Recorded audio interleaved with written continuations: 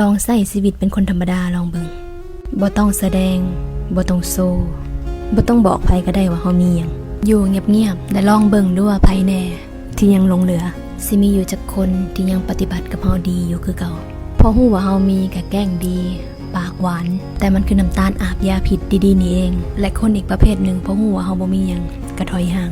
บางทีก็ถูกเมินใส่คือเฮาบ่มีตัวตนธาตุแท้ของคนก็มักจะโผล่มาในตอนที่เขาคิดว่าเขาบ่ได้หวังหยังจากเฮาแล้วอวดหลายเท่าใดยิ่งแนมบ่เห็นความจริงใจของคนตอนที่ชีวิตมันพอจะดีขึ้นมาแน่เฮาแทบจะบ่ฮู้เลยว่าคนที่เขาหาจะมาในรูปแบบใดเป็นเรื่องที่น่าเศร้าแต่มันก็คือความจริงยิ่งมีหลายคนจริงยิ่งหายาก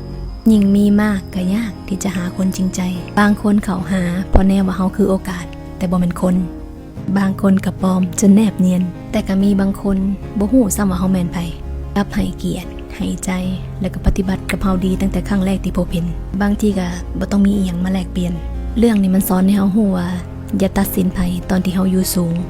และอย่าไว้ใจไผตอนที่เขาดีกับเฮาในตอนที่ฮู้ว่าเฮามี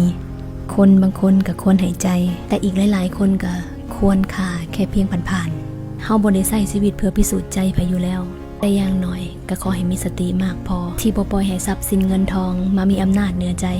ของพวกนี้มันนอกกายทั้งนั้นแต่ว่าใจคนเนี่ยมันประเมินมูลค่าบ่ได้ต่อให้เฮามีหลายจะซื้อได้ทุกอย่างแต่มันก็ซื้อใจคนบ่ได้ลองใช้ชีวิตเป็นคนธรรมดาที่ไผก็บ่ฮู้ว่าเฮามีน้อยหรือมีหลายเจ้าสิฮู้ว่าสิ่งที่คนอื่นเขาปฏิบัติกลับมานั่นแหละคือธาตุแท้ของคน